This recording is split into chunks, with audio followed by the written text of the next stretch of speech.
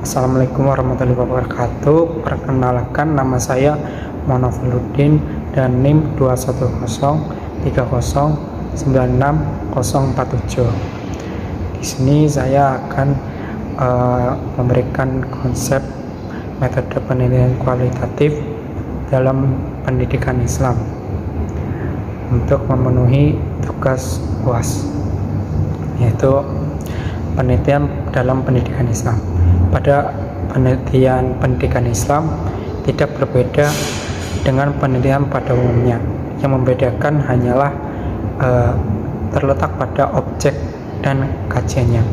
Metode-metode penelitian dalam kajian-kajian hanya kajian-kajian Islam ada 4 macam.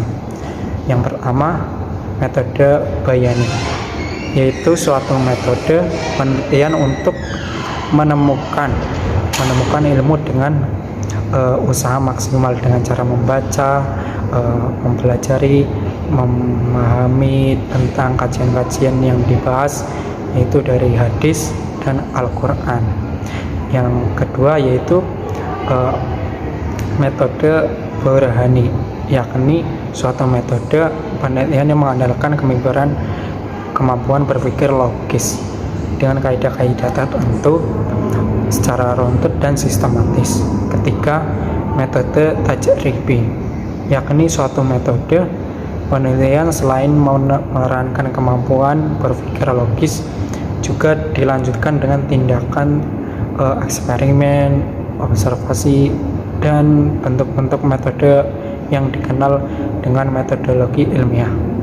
Keempat, metode irfani, yaitu suatu metode penelitian yang mengandalkan al-taqarrub ila Allah atau al-ittisal bi Allahi dengan melakukan langkah-langkah tertentu, mulai dari istidad, tasqiyah al-nafs.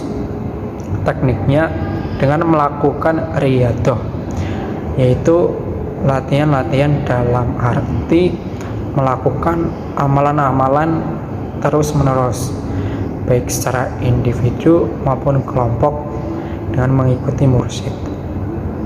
Adapun jenis-jenis pendidikan Islam dapat dikelompokkan menurut bidang, tujuan, pendekatan, tingkat eksplanasi, dan analisis dan jenis data.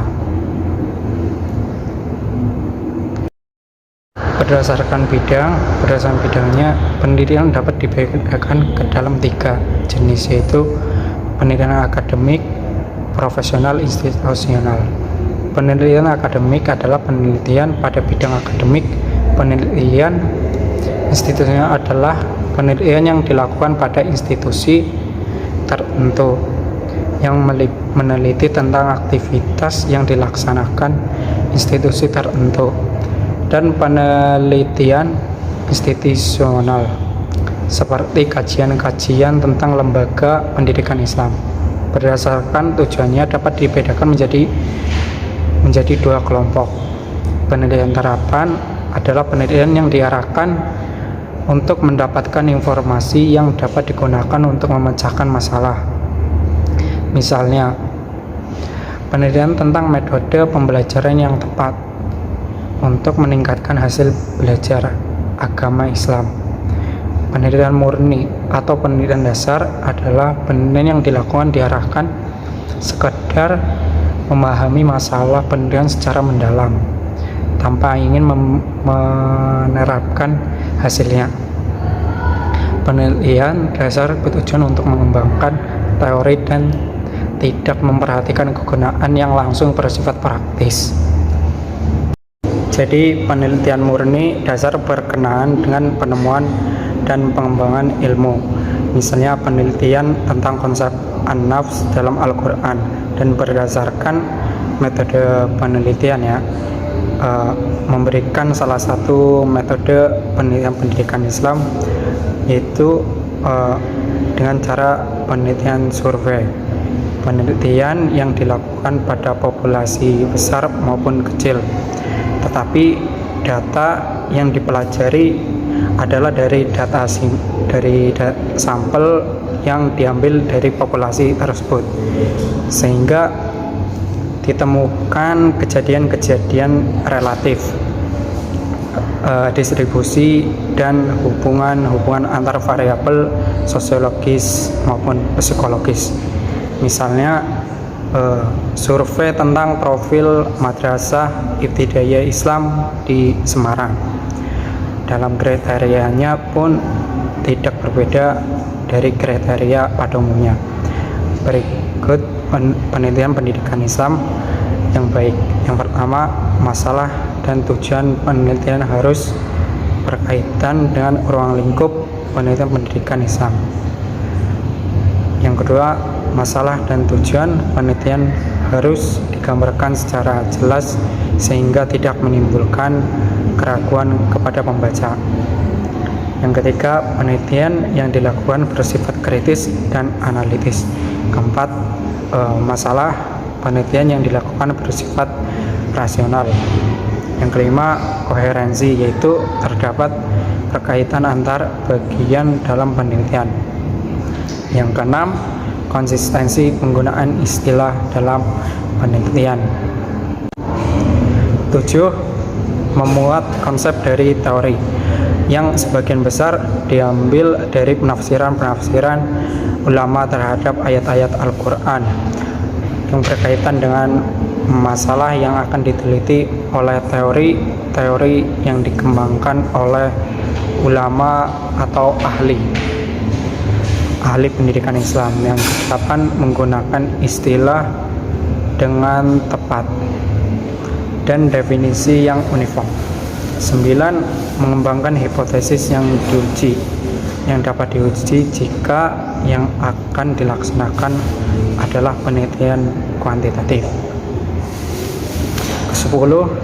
Teknik dan prosedur dalam penelitian dijelaskan secara rinci. 11. Objektivitas. Penelitian harus tetap dijaga dengan menunjukkan bukti-bukti mengenai sampel yang diambil. Yang ke-12, dilakukan dengan hati-hati, cermat, jujur, dan teliti. Yang 13, kekurangan selama pelaksanaan penelitian harus diinformasikan secara jujur dan menjelaskan dengan cermat. Jika dalam penelitian kuantitatif dilakukan dengan uji coba instrumen penelitian sebelum digunakan pada subjek penelitian. Jika pada penelitian kualitatif dilakukan dengan teknik penjaminan keabsahan data. Ke-15, dapat diulang oleh peneliti lain sehingga dapat diuji validitas dan reliabilitasnya. Ke-16, memiliki akurasi yang tinggi atau dapat diterima. 17, kesimpulan yang harus diambil didasarkan pada hal-hal yang terkait dengan data penelitian. 18, berimbang antara nilai manfaat penelitian dengan biaya penelitian.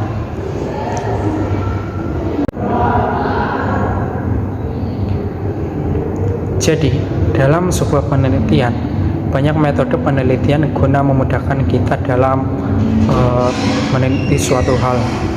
Salah satunya metode kualitatif, sebuah metode yang diartikan dengan pencarian suatu pengertian tentang suatu gejala, fakta atau realita secara mendalam. Karena dalam memahami, semua itu tidak hanya sebatas pandangan permukaan saja, tapi peneliti harus menelusuri dengan mendalam. Metode ini dibedakan dengan metode kuantitatif dan melihat pada paradigma yang dianutnya. Contoh halnya, jika kualitatif melakukan kontak langsung di lapangan, sedangkan kuantitatif itu menjaga jarak dari yang diteliti. Tidak hanya sendiri dalam menyelesaikan, itu juga turut dalam observasi ke lapangan dengan